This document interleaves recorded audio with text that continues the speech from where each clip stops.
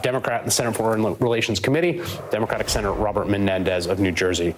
Senator, let's start with that letter and the back and forth and confusion over that. What is your reaction to that? Do you understand what's going on? Chaos, contradiction, confusion.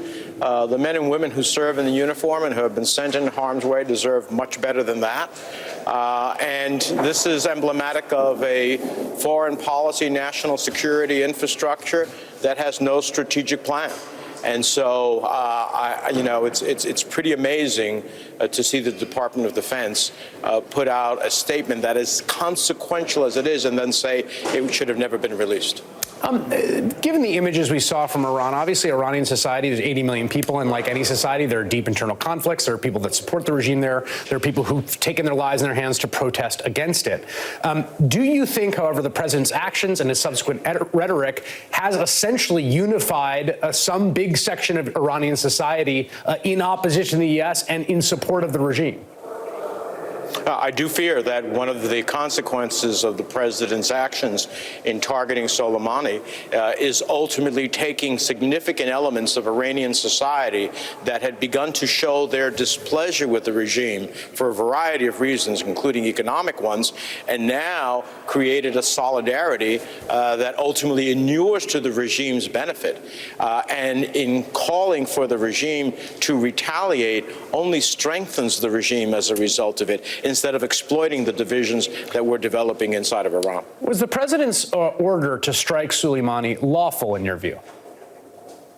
Well, that's the key question that I want to ask at the briefing that we're supposed to get on Wednesday, because from everything that I can tell to date, the question of whether there was an imminent threat and that Soleimani was at the center of that imminent threat to American citizens, American troops, and American security is the critical question. I want to see what the intelligence is and the analysis of that intelligence and what degree of confidence that they have in that intelligence to ultimately make the case for that. Because if that doesn't add up, then the president did not have the authority to do what he did. Do you consider the strike against Soleimani, who was widely viewed as essentially the second most powerful political and military figure in Iran, as an act of war? Well, if all the previous statement I just made, if there is no evidence, what we don't need is another weapons of mass destruction moment that could lead us into an unauthorized war.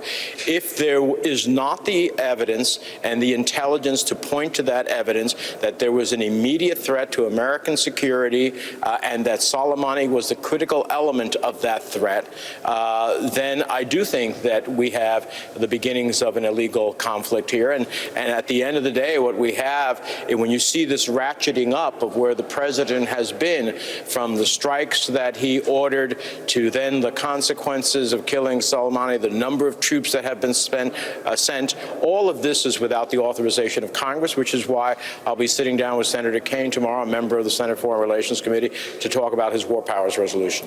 What is the most important thing for members of the United States Congress and Senate to do to avoid the worst possible outcomes of what comes next?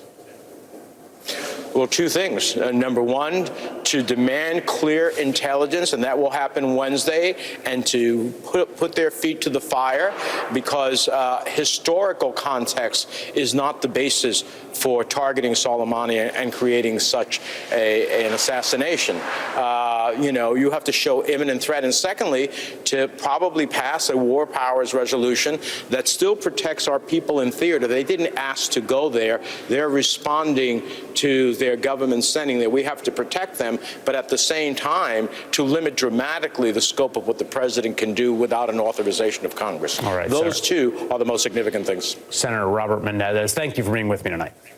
Thank you.